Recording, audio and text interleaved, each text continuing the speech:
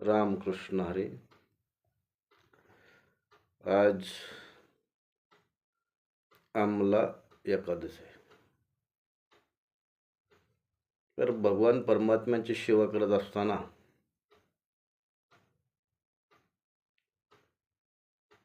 एक पहिल्यांदा दुःख वाटतं, नकोस वाटतं, विळतो माणूस. कारण ही जी सेवा आहे, सेवा करत असताना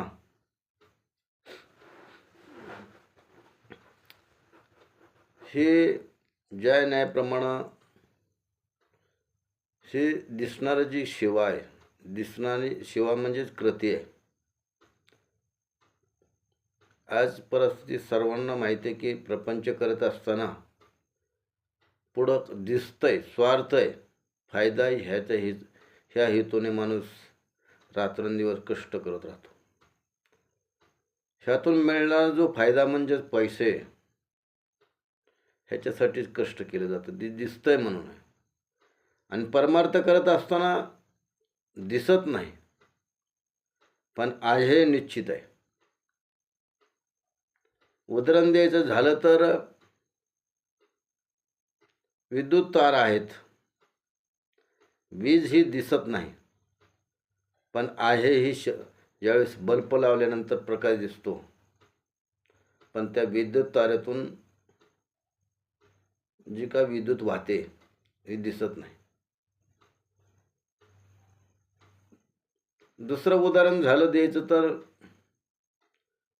जी काय लागणार आपल्या शरीराला कार्बन डायऑक्साईड वायू आहे,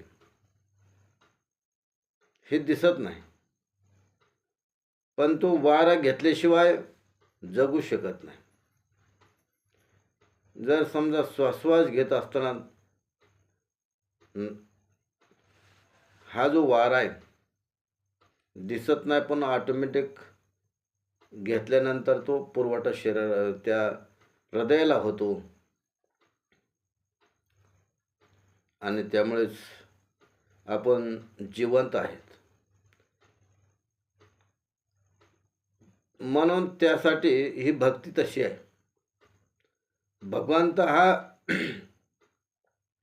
भगवंताला मूळ स्वरूप असे आकार बी नाही, निराकार असणारा विश्वात्मक असा भगवान परमात्मा आहे. त्याला तर आकाराला भगवंताला भक्त आणतात. देवाला आपण मागच्या व्याख्यान मालिकेमध्ये म्हणून गेलो, देवाला कुणामुळे किंमत आहे तर भक्तामुळे किंमत आहे.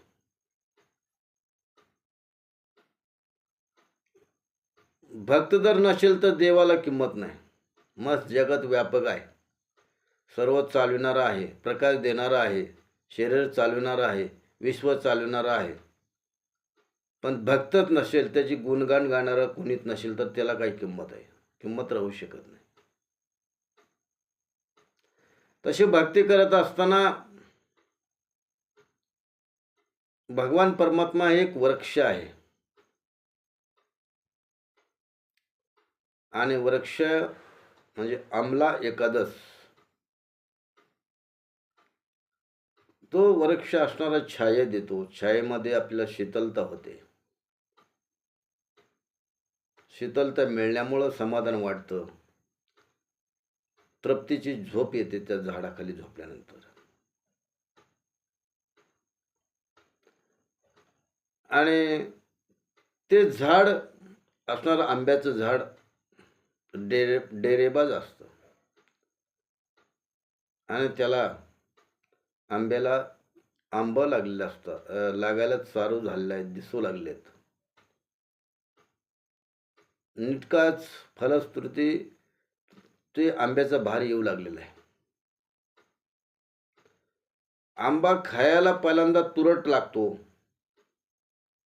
आंबा थोडा मोठा झाल्यानंतर, त्यामध्ये कुई बनल्यानंतर, पूर्ण पक्व झाल्यानंतर तो आंबट लागतो. आणि ते पुढं गेलं, पूर्ण कुई भरल्यानंतर पूर्ण पक्व झाल्यानंतर त्याची आंबटचा जी काय रस आहे ते रस असणारा त्या गोडीमध्ये रूपांतर होतं, गोडी निर्माण उतरते त्यात. म्हणजे सांगायचं तात्पर्य आपलं जीवन तसंच आहे. भक्ती करत असताना पहिल्यांदा सर्व काही आंबटपणा आहे, तसं हा जो त्यातला रस आहे भक्तिरस, जसं जसं आपण भक्ती करू तसं तसं असणारा रस बदलतो आणि तो रस चाखल्यानंतर मनाची शांतता होते, तृप्ती निर्माण होते, समाधान होतं. आणि तसंच आहे भक्ती करत असताना हे षडविकार चालू खाऊ देत नाहीत. आणि भक्ती अशी केली पाहिजे.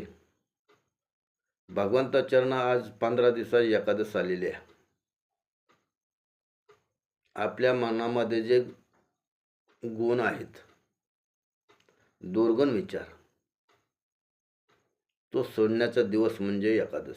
भगवंता, माझ्याकडून जे काही पहिल्यांदा एकादशीला मी तुला करार केला होता, माझ्यातला जो दोष आहे, दोष असणारा तुझ्या चरणावर समर्पित करतोय.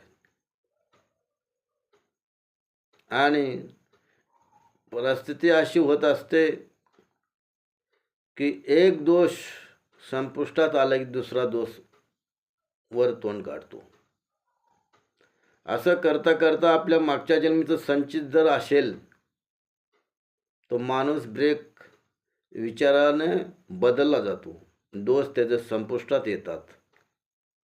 कारण का, ह्याला मागच्या जन्मीचा पुण्याचा साठा लागतो. एकतर ह्या गोष्टीवर श्रद्धा बसत नाही, आणि श्रद्धा बसली तर विश्वास बसत नाही,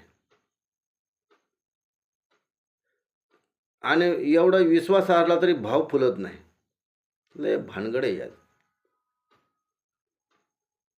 श्रद्धा, भाव, भक्ती हे सर्व एका लाईनला आलं पाहिजे. आणि नंतर मन एकाग्र राहिलं पाहिजे. त्यावेळेस ही भगवंताची सेवा साध्य आहे. बाह्य अंगाने आपण जरी समजा भगवंताची सेवा करीत असाल, परंतु मन एकाग्र करण्यासाठी शरीराला पिळकं देणं महत्वाचं आहे. हा प्रमाद आहे. आळस म्हणजे प्रमाद आहे. ह्या आळसाला दूर करण्यासाठी अल्पसा आहार महत्वाचा आहे. त्यावेळेस हा आळस निघून जाईल. आणि जसं भक्तीचा रस चाकत असताना एवढा परमानंद होतो की ज्यावेळेस तो चाकतो त्यालाच आनंद कळतो, सांगण्यावर आनंद कळत नाही. आणि म्हणून आपण भगवंताला एकच मागू शकतो की भगवंता, माझ्या अंगातला दोष आहे ते वाचे वाटे बाहेर पडतात, त्यावर मी नियंत्रण करण्याचा प्रयत्न करत आहे. आणि परत ते दोष आहे ते परत माझ्या शरीरामध्ये प्रवेश न करून द्यायची तुझी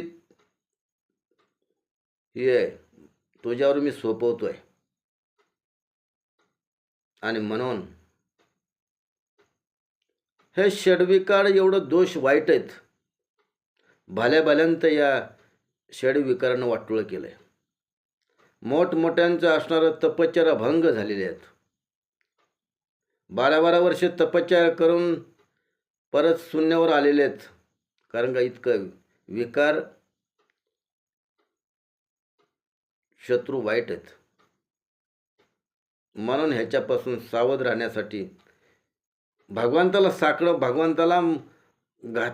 घातलं पाहिजे. भगवंता, हे जे दोष आहेत मी तुझ्या चरणावर समर्पित करतोय. परत हे दोषाकडे मला नेऊ नये.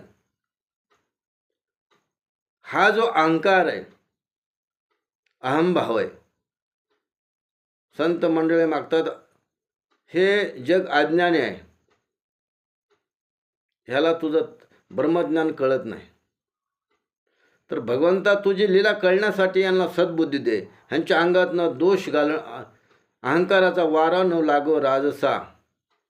हे तुझे भाविक आहेत. हे विष्णुदासाला कसल्या प्रकारचा अहंकार येऊ देऊ नकोस. संत मंडळी भगवंताकडे मागणं मागतात. आणि भगवान परमात्मा हा संतांच्या वचनामध्ये बांधलेला आहे. आणि त्यावेळेस जसं जसं आपण भगवंताची भक्ती कराल नाही तसं तसं भगवान परमात्मा आपल्याला जवळ घेतोय. आणि जवळ घेतल्यानंतर आपल्याला आपलं जे आशा आहे, अभिलाषा हे म्हणजे बाहेर पडतच नाहीत. हे जो आशा अभिलाषा जो कोम आहे तो कोमच उगवत नाही. परिस्थिती अशी आहे की जे आपण शेतात बीज पेरलं आणि पेरणी करायची आहे आणि बीज जर समजा भाजून जर त्याचा बीज पेरलं तर ते उमटू शकत नाहीत किंवा उगवू शकत नाही. त्याला बीज बिगर भाजता पाहिजे तेव्हा ती उगवतं. आणि तसं जीवनामध्ये भक्ती करत असताना हे भक्ती निर्विकारी, निरअहंकारी, निर्लोभी आणि निसंशय अशी भक्ती केल्यानंतर ते भक्तीचं रूपांतर भगवंताकडे जाण्याचा मार्ग सोपा होतो. आणि तशी भक्ती केल्यानंतर भगवान परमात्मा आपल्या जवळ येतो. भगवान परमात्मा कसा आहे ह्या चर्म दृष्टीला पाहायला मिळतं. आणि भक्ती करत असताना ज्ञान दृष्टी प्राप्त होते. ज्ञान दृष्टी प्राप्त झाल्यामुळं भगवान परमात्मा सहजासहजी पाहता येत नाही. ज्यावेळेस आपलं अर्जुनाला श्रीकृष्णाने विराट रूप दाखवायच्या वेळेस ह्या चर्मरूपी दृष्टीनं पाहता आलं नाही. भगवंता तू विराट रूप धारण केलं योग्य आहे, पण मी पाहू शकत नाही.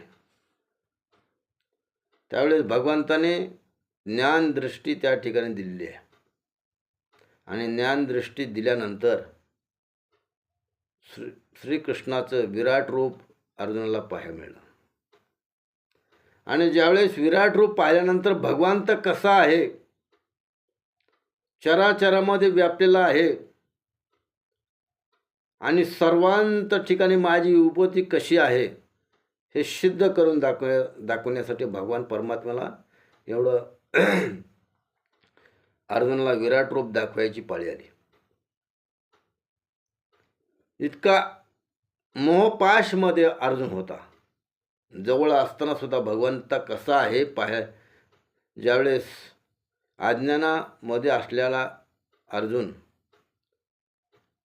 निका बोध करून थांबला नाही. कितीतरी श्रीकृष्णाला अट्टास करावा लागला.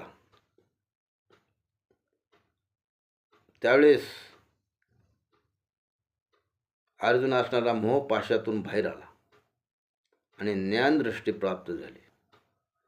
आणि झाल्यानंतर फक्त त्याला असं कळून चुकलं ही कृतीतून फक्त आपल्याला निवडायचं, भगवंताने आपल्याला निवडलंय, मारणारा तोच आहे, फक्त कृती करायची आहे. आणि कृती केल्यानंतर त्यातून जे मिळणारं फलश्रुती आहे त्यातून धर्मस्थापना होणार होती. त्या कारणास्तव अर्जुनाला श्रीकृष्णाने निवडलं होतं. एवढा कष्ट असणारा भगवान परमात्मा विश्वासाठी पेलतो. आणि म्हणून भगवंताला एकच मागायचं आहे, भगवंता पुढल्या एकादशीपर्यंत माझ्या अंगातला तो षडविकार आहे मी तुला समर्पित करतोय, आणि जेणेकरून तू मला ज्ञानाचा साठा देशील, तू मला बुद्धी देशील.